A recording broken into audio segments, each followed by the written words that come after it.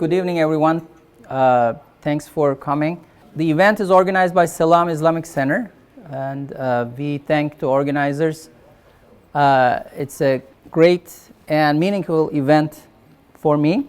I met Bradley Steffens, I think about 13, 14 years ago. And I brought my copy of his book, First Scientist. I checked it and it was signed in 2009.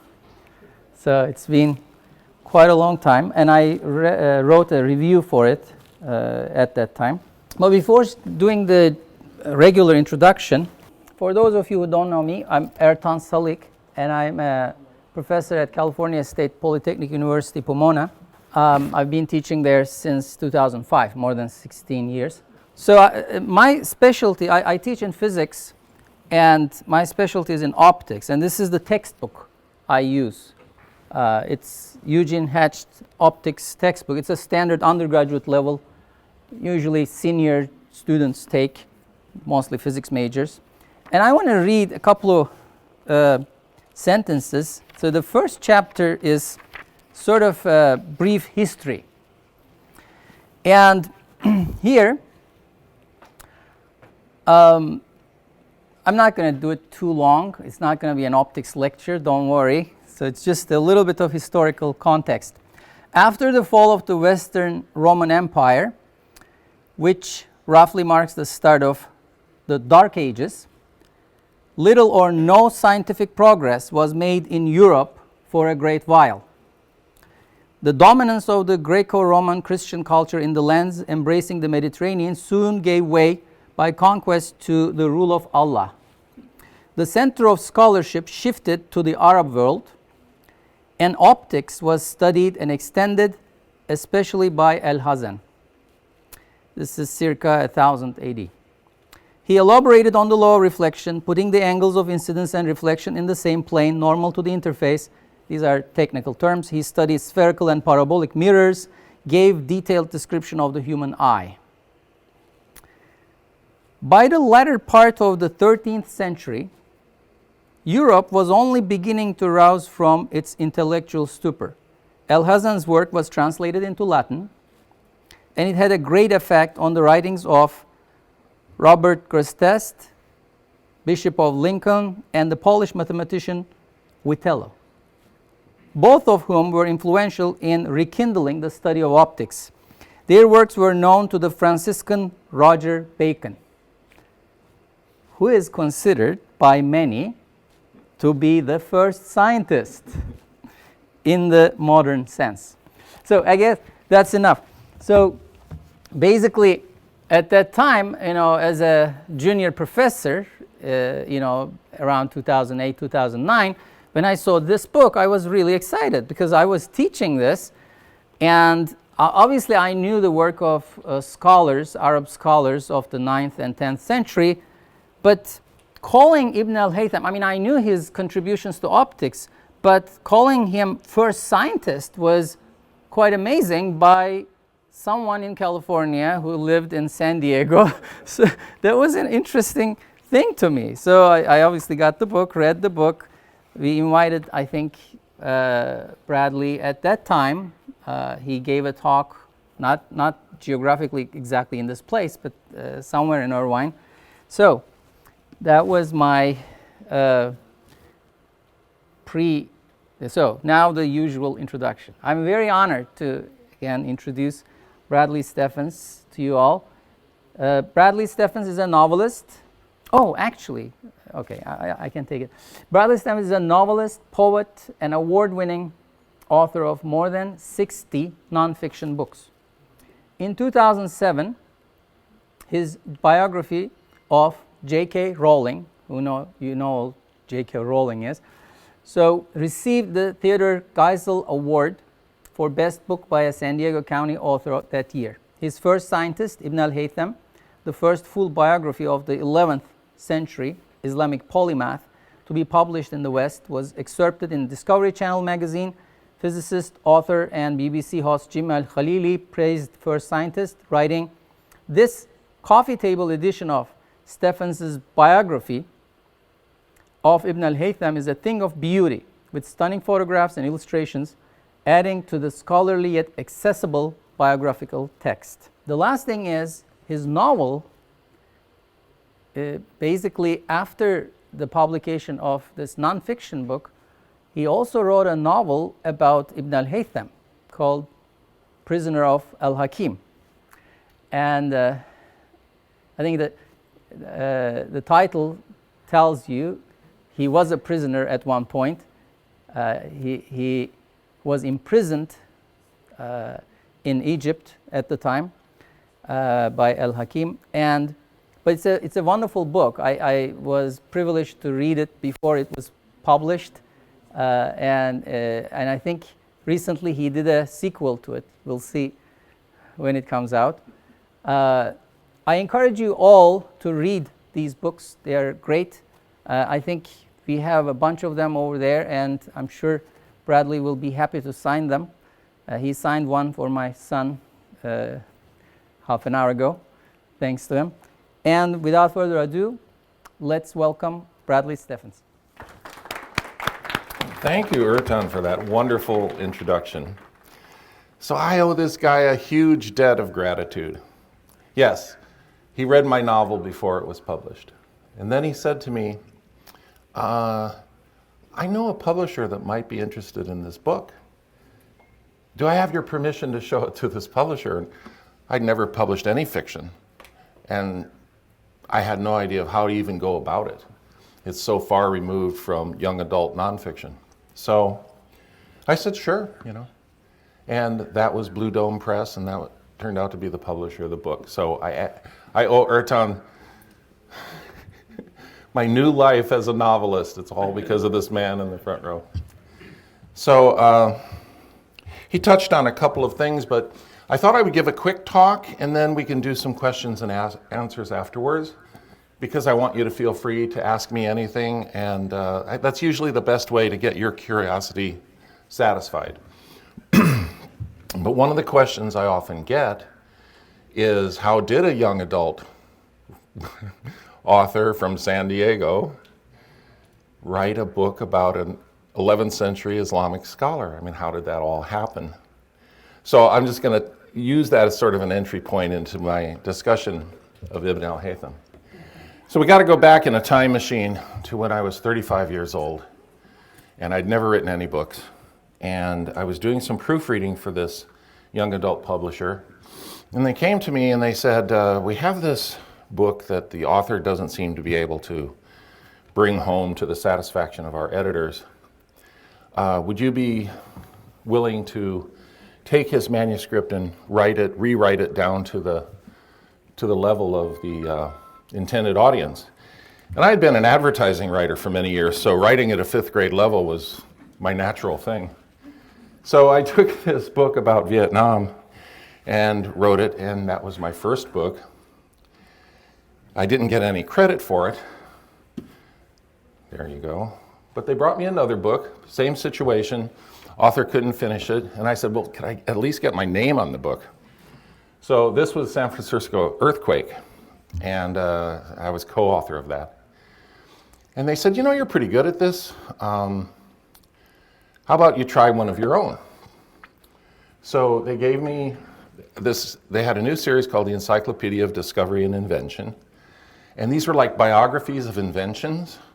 And the first chapter was always the pre-invention technology. The second chapter, the invention. The third chapter, the impact. The fourth chapter, the long-term impact.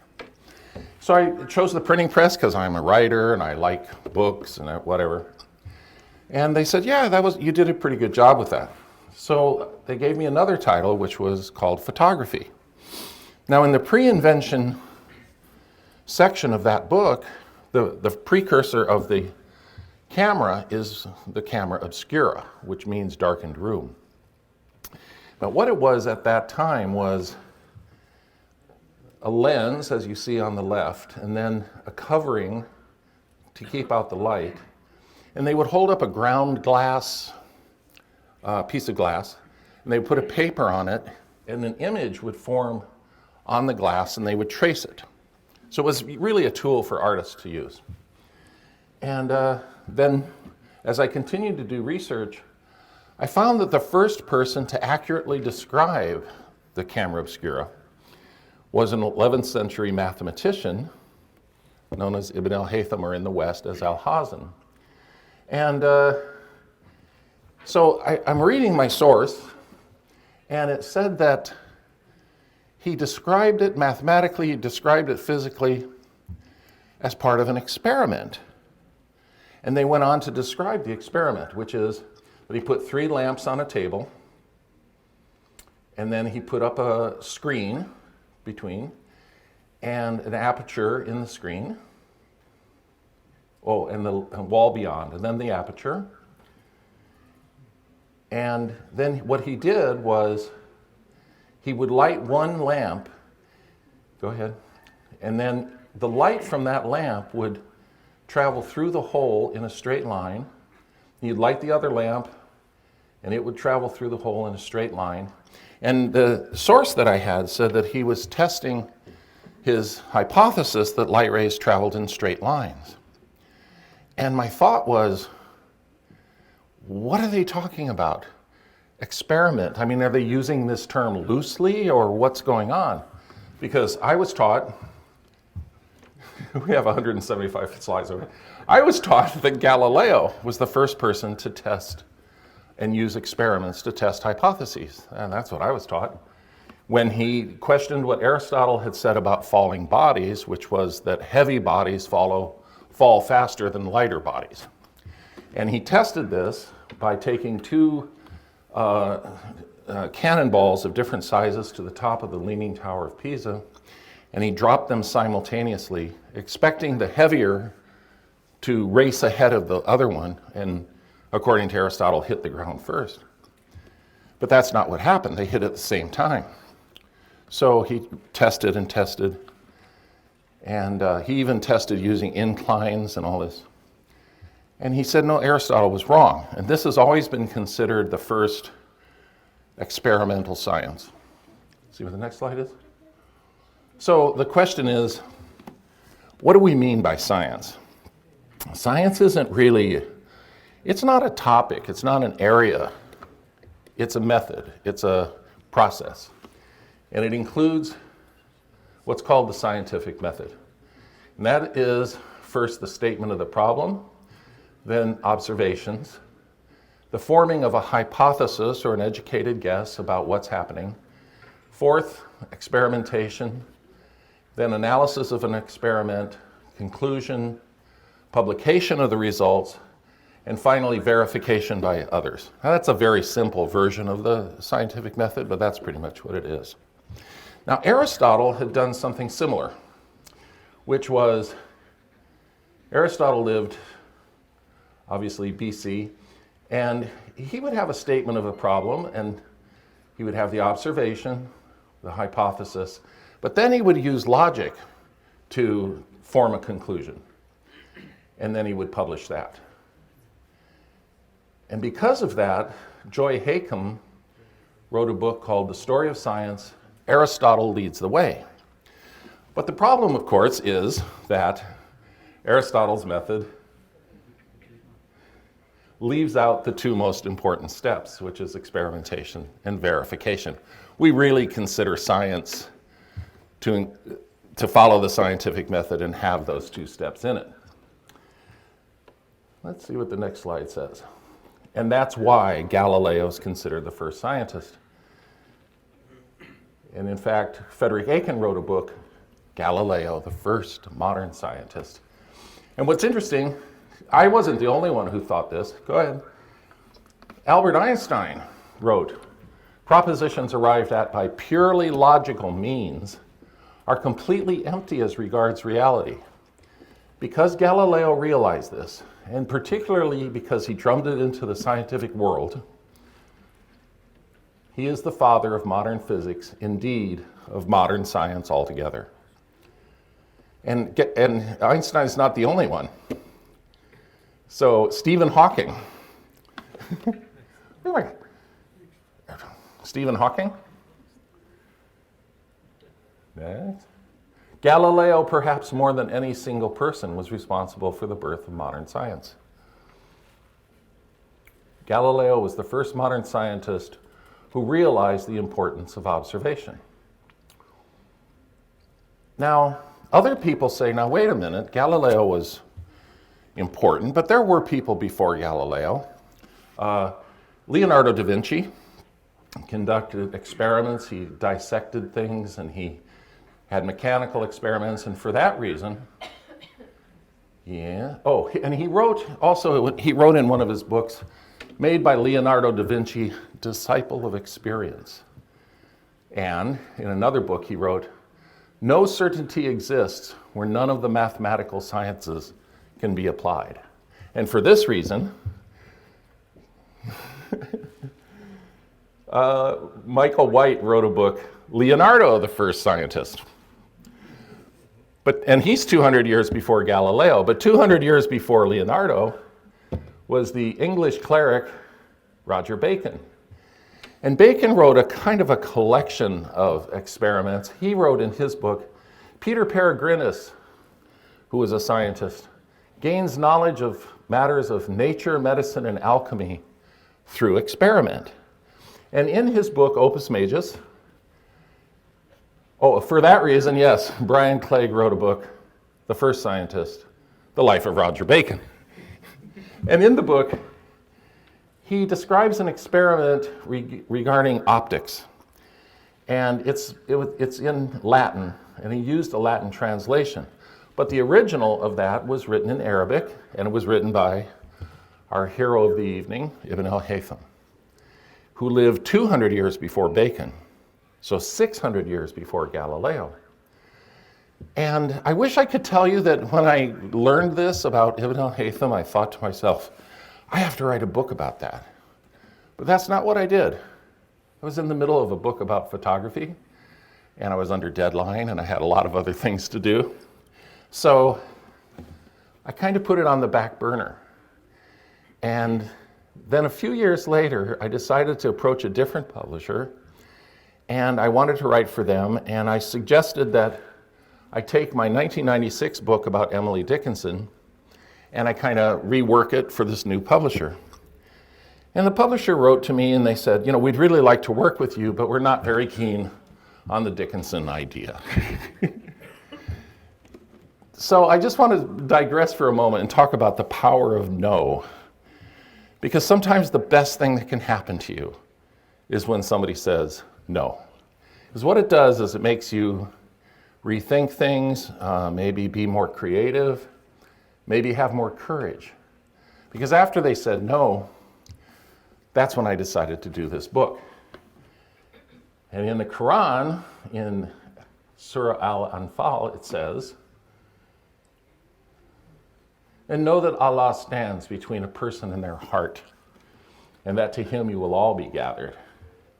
And also the German theologian, Thomas Kempis, wrote, man proposes, but God disposes.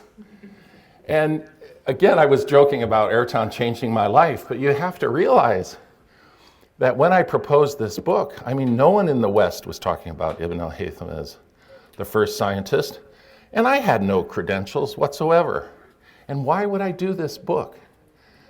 And I had that strange experience that, why hasn't anyone else written this book? You were just describing, why, is there something wrong with me? Like, what don't I understand? And I remember opening the Book of Optics, a translation, and reading it and thinking, these are experiments. Anyone who doubts me or my book, just read the Book of Optics. It's full of experiments. And so I wrote my book, The First Scientist. Let's see what's next. So it was, as Ertan mentioned, it was excerpted in Discovery Channel magazine. They had a nice article based on it. And then also I wrote an article for Q Science Review called The Millennium of Experimental Science. And then Jim Al-Khalili, the physicist and author, did a series for the BBC called The Empire of Reason. And Jim reenacted some of his experiments. And then, of course, after that, the 1001 Inventions show had a feature on, they featured Ibn al-Haytham. They had an actor playing him. And then I had the honor, I saw it in Abu Dhabi, and you can see that I met my idol. So when you go to write a biography, the first question, especially somebody unknown like this, first question is, are they important enough to deserve a biography? And so, oh yeah, there's now there are lots of books about Ibn al-Haytham. Okay. Next. So it's interesting, the only scientist we have in the US on our money, I guess you could say, is Benjamin Franklin. He was a patriot, but he was an inventor and somewhat of a scientist. But Ibn al-Haytham's on the 10 dinar bill in Iraq. Next. And then next. And in 1969, the government of Pakistan issued a commemorative stamp commemorating his 1000th birthday. Next. Then since then, there have been other stamps issued. Qatar issued a stamp featuring him, Jordan, I think it's Malawi, and even the Ukraine. So he's known around the world.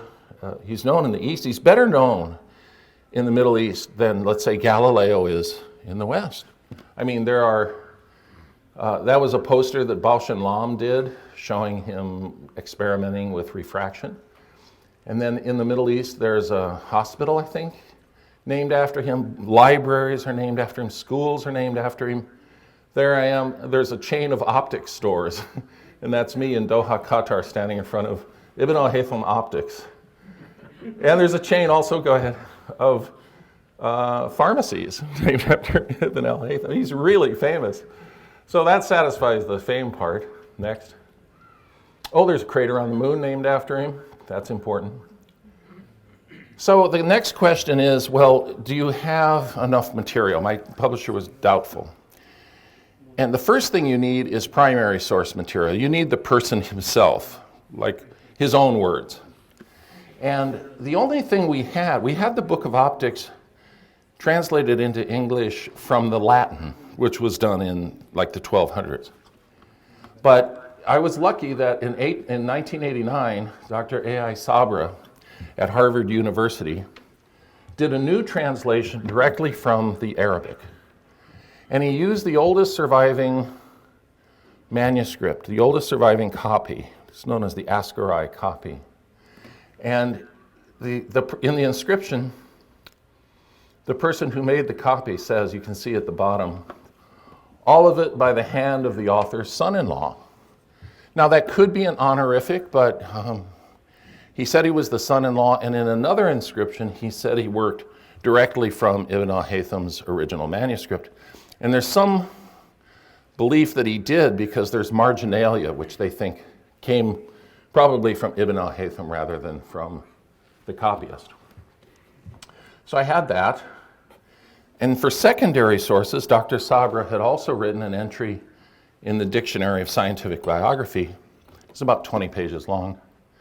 Most of it discussed his achievements, about a page and a half of biography, but he did mention a couple of contemporary sources. But he made an interesting comment. Next. You're just going to have to keep your finger on there, Ertan. He said, it's unfortunate that the autobiography of Ibn al-Haytham throws no light on these different reports. Written at the end of 417 AH, when the author was 63 years old, and clearly modeled after Galen's De Libris Proprius. It lists works written by Ibn al-Haytham up to that date, but speaks only in general terms about his intellectual development. So he's sort of dismissive of it. But I thought the most important thing for my job is to explain why did he do the things he did. We know what he did, but why? If I'm going to write his life story, I have to explain that. So I wanted to get a hold of that letter if it was possible. And I even wrote to Dr. Sabra, and I said, do you have that letter? And he said, no. But then in the bowels of the University of California, San Diego Library was the proceedings of a conference that was held in 1969 in Pakistan, commemorating Ibn al-Haytham. And there was an article called Ibn al-Haytham and His Philosophy by Dr. Nasir Ahmed Nazir. And there on page 82, and he wrote on page 82, about 13 years before his death, he compiled a list of his books, and Uzbaya has produced an excerpt from one of the letters which runs as follows, and there was the letter. And that's my scan of the photocopy that I worked from. And you can see I highlighted, the letter runs from up there to down there, and I highlighted at least, if not more than half of that letter I used in my book. And it was very revealing. I don't know why Sabra was so dismissive of it. Next. He wrote that, "It became my belief that for gaining access to the effulgence and closeness to God, there's no better way than that of searching for truth and knowledge." And then he said, "I saw that I can reach truth only through concepts whose matter is sensible and whose form is rational." Now, he started out in theology. He wrote, "From my childhood, I've been reflecting on the various sects and their beliefs. I studied in considerable detail the beliefs of various sects, thoughts, and theological systems. Having gained an insight into the intellectual bases of the sects, I decided to dedicate myself to a search for truth so as to tear away the veil of superstition and doubts, which an elusive vision has cast on people, so that doubting and skeptical people may lift their gaze freed from the membrane of spell and skepticism." And then he writes, "I am now convinced that whatever differences exist between the sects are based not on basic tenets of faith or ultimate reality, but on sociological content." Now, that's the translation of Dr. Nazir. But the point is, he attempted to reconcile the various sects of Islam, and he failed. He tried. He probably tried for years to do this, and it didn't work. So this was his big no. But it did force him into a different direction. He said, "When I discovered what Aristotle had done, I became engrossed in my desire to understand philosophy wholeheartedly.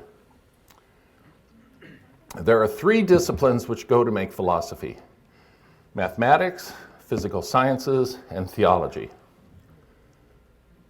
As long as I live, I shall keep myself pressed into the service of these disciplines." So he was a gifted mathematician. He said, "I've taken Euclid as the guide with regard to geometrical and numerical laws. I have solved various geometrical problems and have explained numerical problems by means of equations." So Al-Khwarizmi had just relatively recently developed algebra. And he was the first person to apply algebra to geometry, starting a new branch of mathematics that we call analytic geometry. If he wasn't remembered for anything else, he would still be remembered as the father of analytic geometry. In one of his treatises, he wrote, "Had I been in Egypt, I could have done something to regulate the Nile so that people could benefit from its ebb and flow." Now, somehow, we don't know how, this reached Caliph al-Hakim in the Fatimid Caliphate. And I speculate in my novel how this happened. But he did go to Egypt and he surveyed the Nile and he found a location, and it's very close to where the Aswan Dam, next, is now located. But he did not think that it was feasible at that time, which he reported to al-Hakim. And al-Hakim made him a minister, but then, for reasons that you'll see in the biography and also in the novel, he was placed under house arrest for 10 years. And that was sort of the basis of my novel, The Prisoner of Al-Hakim. Now, when he was when he was under house arrest, I believe that's when he began to work on optics. He'd written a treatise earlier, but they say he was stripped of his books and his papers, and he didn't have anything to do for 10 years. I mean, imagine a genius like him with nothing to work on.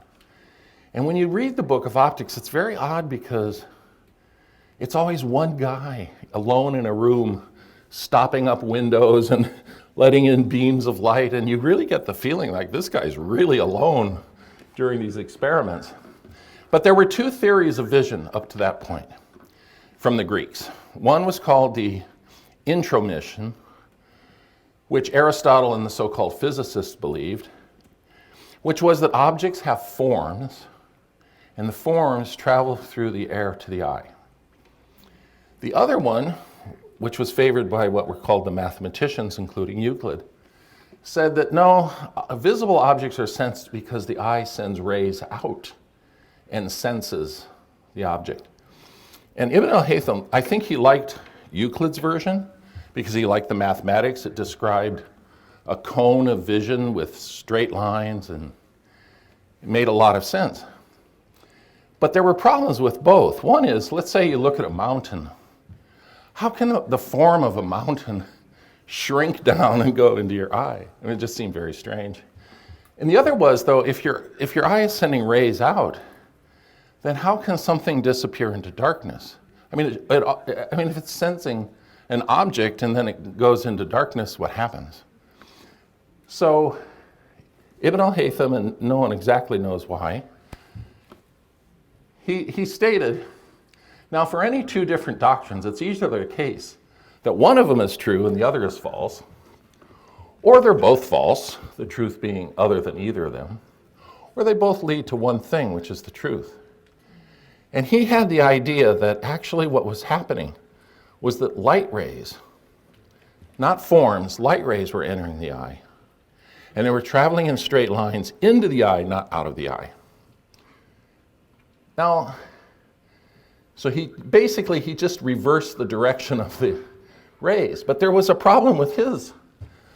This shows that he then said, well, every visible object is giving off rays in all directions.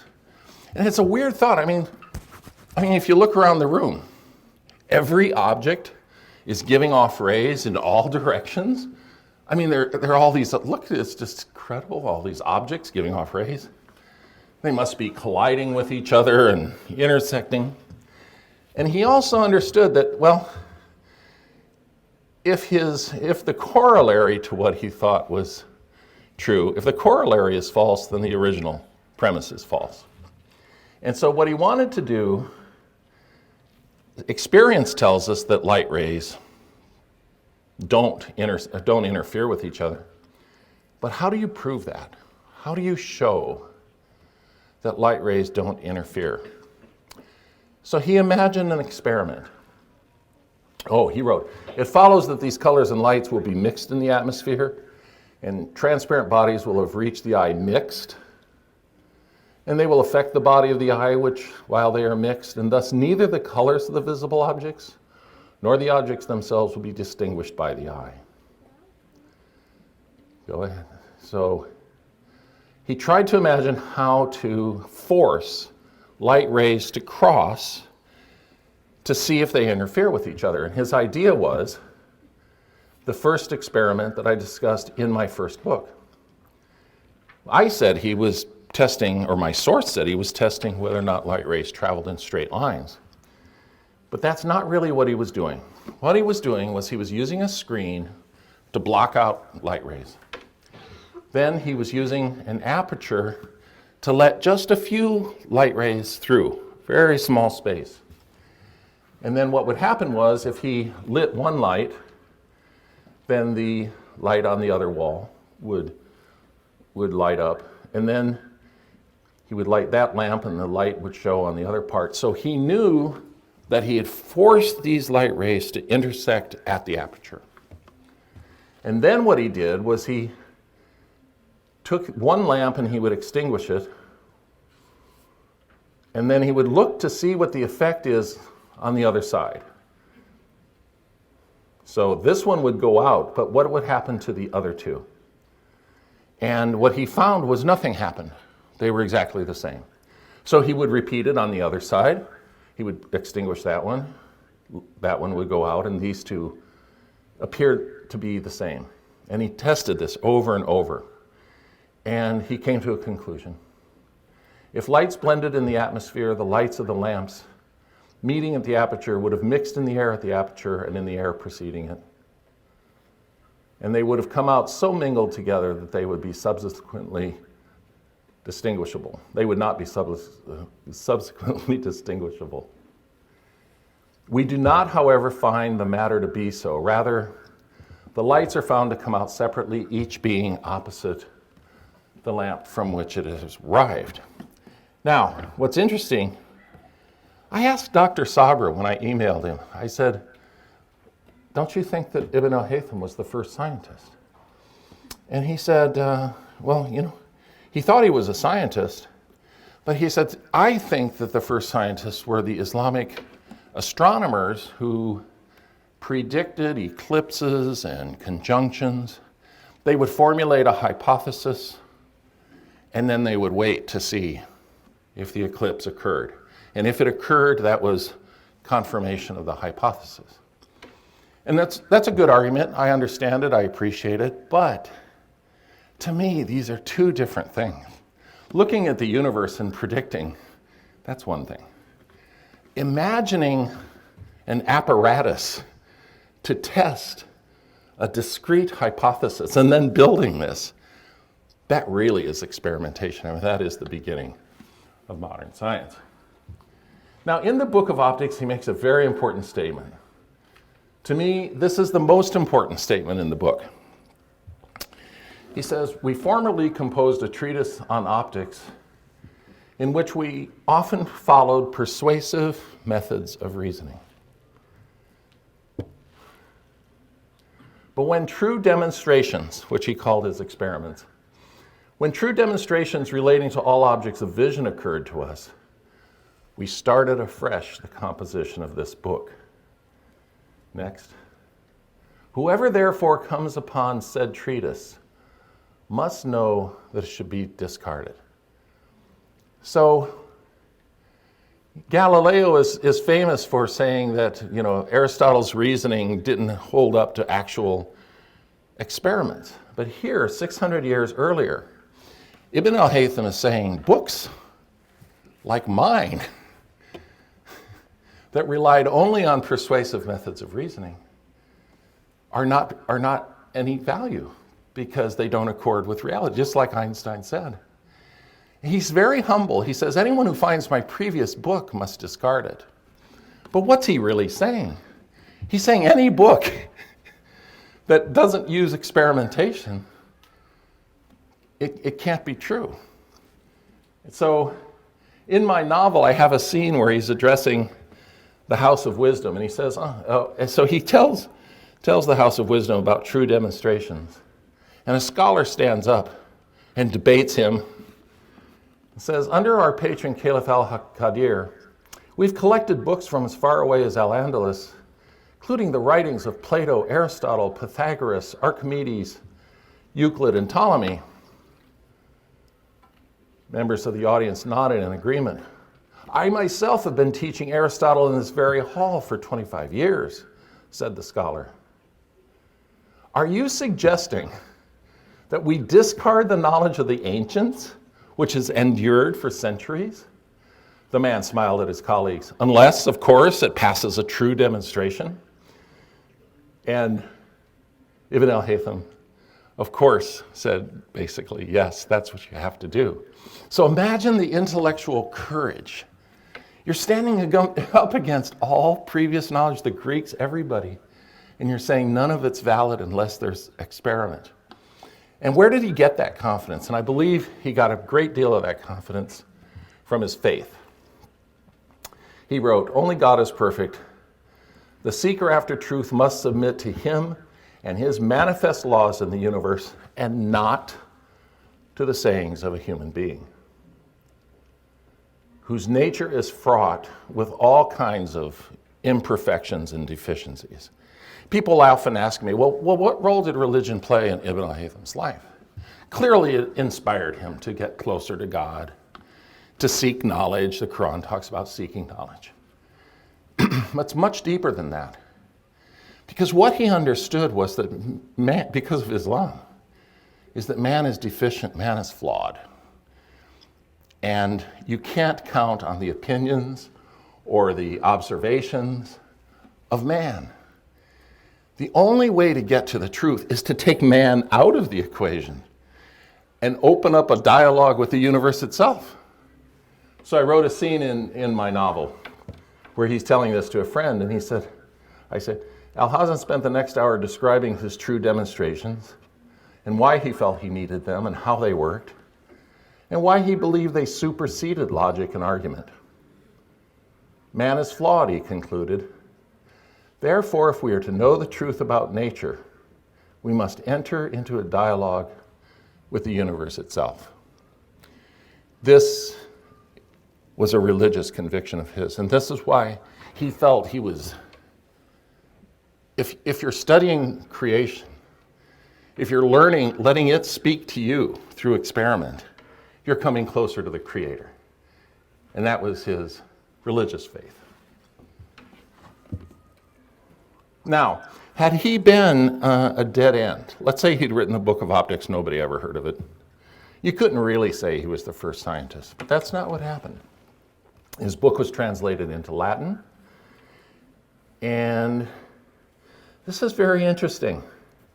After Galileo invented the telescope, and that's Galileo on the right, holding a long telescope, scientists made a map or an atlas of the moon, and they published it in engravings.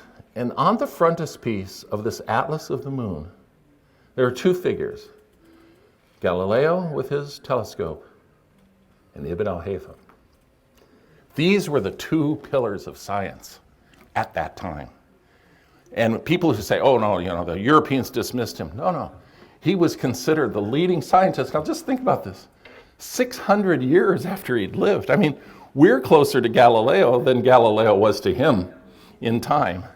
And he was still considered the leading scientist. Next. And not only that, but we can go quickly through these slides. His methodology applied to the physical sciences, to the life sciences, and even to the social sciences.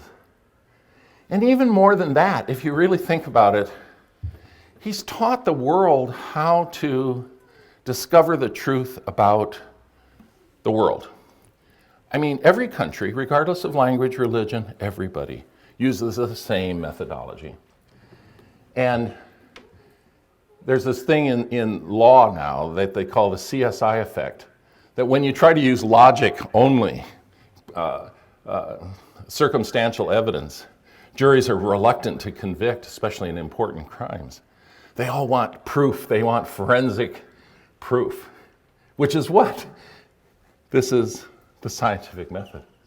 So when I started, I thought, I really think he belongs maybe in the top 5 scientists of all time, something. And the more I thought about it, I thought, no, you know what? He's the most important scientist of all time because everybody else followed his methodology. So not only is he a leading scientific mind, but go ahead to the next. This is the famous painting, The School of Athens, with all the philosophers. He really was a philosopher because he taught the world a way of knowing truth. So he really belongs beside his beloved Aristotle. Now, you may think to yourself, okay, this guy, he wrote a book, he thinks he's a great scientist. But come on, this guy lived 1,000 years ago. I mean, don't you kind of think like, well, is he really as smart as we are? I mean, he lived 1,000 years ago. I mean, yes, he discovered things about optics, mathematics, but he didn't build a computer and he didn't build an atomic bomb. And was he really that clever? So I'm just going to conclude by quoting a few of the things that he said.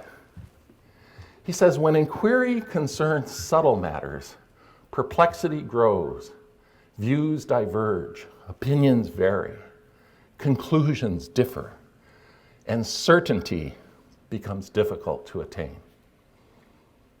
Truth is sought for itself, But truth is immersed in uncertainties, and authorities are not immune from error, nor is human nature itself.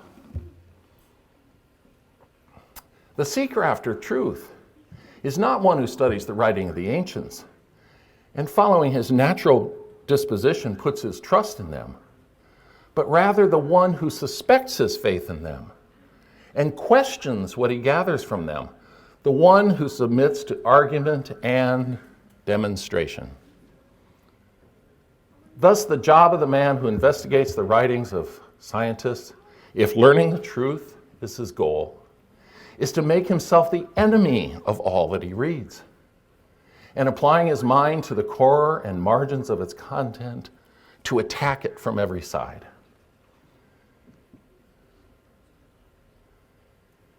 He also should suspect himself as he performs his critical examination of it, so he may avoid falling into either prejudice or leniency. For we are not free from that human turbidity, which is in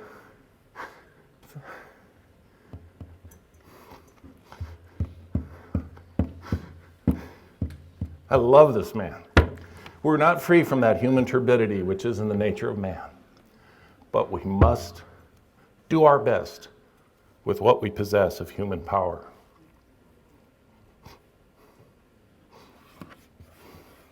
From God we derive support in all things. Ladies and gentlemen, that is Ibn al-Haytham.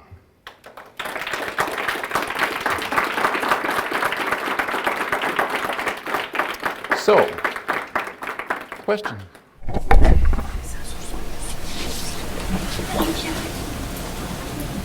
Yes? Thank you so much. This was great, and I listened to it with my daughter, and we're just proud to be part of this tradition, I guess. What do you think has changed in the Muslim world that it feels like we kind of fell behind, even though, maybe that atmosphere was able to, bring up someone like Ibn al-Haytham, and then now it's just the needle has turned to the west, and we've kind of like lost that environment. So what do you think? In that proceedings from the 1000th anniversary, there were several papers along these lines. The Americans have put a man on the moon, and look at us, we used to lead the world, and now we're just, it's all happening in the West kind of thing. And it's a really hard question to answer. I really don't know the answer to that question. I mean, he was well known and respected. One of the earliest printed books was the Book of Optics, and it was published in a double set with Wiedelow's Perspectiva. He had a great understanding and following, but I guess as science advanced in Europe, people just sort of forgot about him. Now, as far as in the Middle East, there was a movement against learning for its own sake in some areas. And so I don't know. I don't know the complete answer to that. What happened was astronomers were put into the service of the mosques to predict events, but they lost that, just the curiosity and inquiry. It became a more practical kind of thing. Yes? How did they keep up Ibn al-Haytham? How did his history not get erased over time? A lot of it just survived in manuscripts, like in Istanbul and throughout the Middle East. And he was completely forgotten. But then in the early part of the 20th century, the Germans began to discover some of his works. And they sort of, they investigated him, but very little was known about his life. But they began to translate his works. And then when people would read the works, it added to the history of science. What was curious to me was when you look at the Book of Optics, it's so obvious that he was doing not one experiment, but all kinds of experiments. And he says that he wouldn't put anything in the book unless he had a true demonstration or mathematics to back it up. And it's 7 volumes. I mean, it's immense. And the math is, well, I'm sure Ertan could tell you, it's way beyond me, but it's very sophisticated stuff. How did he get interested in science in the first place? Well, yeah, I really wasn't. I mean, that was sort of my point. I was forced. After reading that bit about photography, I thought, what are they talking about? I mean, this went against everything I had been taught, that he was doing an experiment 600 years before Galileo. So that sparked my creativity, or my curiosity, and I just followed my curiosity. Anyone else? Yes. One more question. Did I get it right or wrong that he was in jail for 10 years? So he was placed under house arrest by Caliph Al-Haitham. Was it because of political reasons? The story, so there were 2 stories from the contemporaries. One story said that when he was in Basra, he was given a position of responsibility. And he pretended to be insane to get out of it. And then when he went to Egypt, a different source said Al-Haitham put him in the court as an advisor, and he pretended to be mad to get out of it. And then Caliph Al-Haitham put him under house arrest. And in my book, I really questioned both of these stories because it sounds okay. I'm going to pretend I'm crazy. Think how many people would have to be in on this with you. I mean, you have to be involving your family, your friends. Everybody would have to say, oh yeah, he's crazy. And the man dedicates his life to seeking the truth, but he's going to run this huge scam on the governor of Basra. I mean, it made no sense to me. Even worse, to try to fool Caliph Al-Haitham, who was known as a violent guy. I mean, it just never made sense. So my theory was that maybe he had some kind of real problem, and that it would surface when he was put into these positions, something like on the autism spectrum. So he functions fine when he's by himself, but he doesn't interact with others. But the reason he was put under house arrest was because of his behavior, his madness. Yes? So I really enjoyed how you described how he was seeking scientific knowledge to get closer to God, and I liked how you teared up when you read that part too. How did this this whole discovery that you're searching about Al-Haytham and Al-Haytham help you in your own journey, theological journey? Well, it's so tough to be alive now when everyone wants to separate religion and science like they're 2 totally different things. They have nothing to do with each other. And I was extremely inspired by this idea. This man was seeking knowledge of the universe because of his faith. And so to me, it was like an example that you can be a person of faith and pursue this kind of knowledge. And so it's affected me in the sense that, and I did think when I wrote this book, they think they can keep religion out of the schools, but I'm going to show them that, there were people who were really into it, right? So that's part of the fun of the book for me, is to put this out there for young adults, etc., to show that science and religion shouldn't be separated. Yes? Also, we heard another story of, I think he thought he found a way where he could stop the Nile River from flooding. Yes. So I think the king of that land invited him to come do that, but he couldn't do that, so they locked him up for that reason. Yes, so it could be because he failed to make good on his promise. So that would make sense too, right? I've heard accounts where he was actually made part of the court, so it's not really 100% clear what happened there. 10 years without any books and papers. Any other questions? Yes? I wondered, with what I saw so far, this personality has really impacted your personal life as well, because you're almost in tears at Yes. the end of the story. So what changed in your life? Maybe with resemble to that, but after reading this book, I don't know, from your friends, what were the reactions, the impacts that had in your personal life as well? Well, just that he was such an inspirational figure. His faith was so deep that it inspires me. Because he's saying, on the one hand, be skeptical about everything, doubt everyone, doubt yourself, but try anyway, and God will help us. And it's just a very moving thought to me. It's overpowering. And I think we do live it in our lives. Again, I was saying, I was just this guy writing young adult books.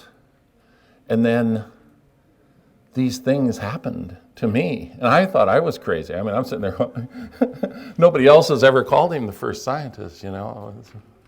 In a way, I think academics might have been reluctant because they might have feared being ridiculed or outcast or something. And by the way, I think publishers might have been reluctant. In other words, I had nothing to lose, right?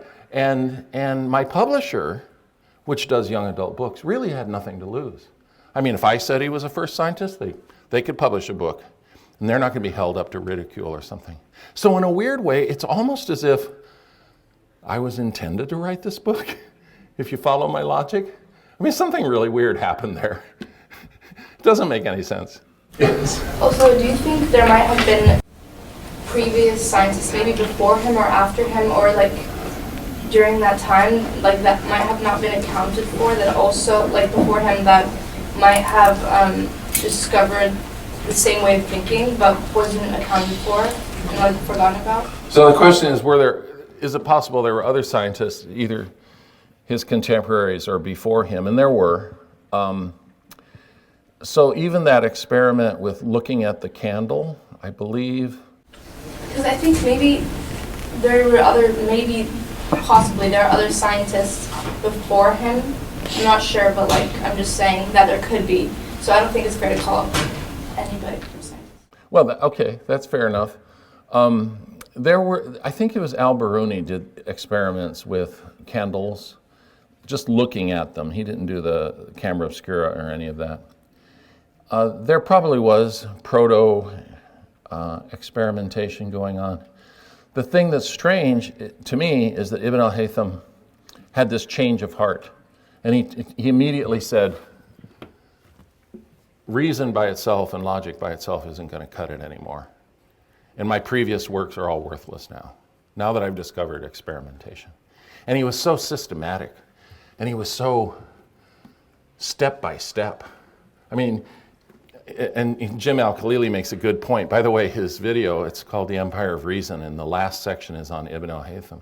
And he says, he started with first principles, and they seem very basic to us. But he was going to start with the simplest things and build on it. So in that way, yes, there probably were other experiments and so forth. But he was the first to be so systematic and the first to say, experiment is really the way to do this. Yes? Who did he influenced in the modern world in terms of scientists, and as well as around his time, that you can tell us? One of the more prominent scientists, nothing like maybe something that we may not have heard of. Well, it's interesting. I mentioned in the new book, I added a bit to it. There's an art history scholar, Francesca Fioni, and she has found that Leonardo da Vinci himself read the Book of Optics, referred to it, and there's some thought also, David Hockney, the British artist, says he thinks the whole transformation of art in the Renaissance was due to the Camera Obscura. And he cites evidence, like a painting of three people, and their bodies are at different angles, but their faces are all straight on, like they had been done with a Camera Obscura. Charles Falco, actually, I don't know. Right, the guy from Arizona, yeah. So I think he definitely, I mean, we now know that Leonardo read him, but we know Bacon read him, referred to him in the Opus Majus. So he had I think he had a direct influence on all the Europeans. That's my opinion. Sorry, what was the name of your book? So it's called First Scientist Ibn al-Haytham, and then the novel is The Prisoner of Al-Hakim. One more. How many years apart were Ibn Haytham and the guy who founded the telescope? 600 years. So we're closer to Galileo than he was to Ibn al-Haytham. Thank you very much.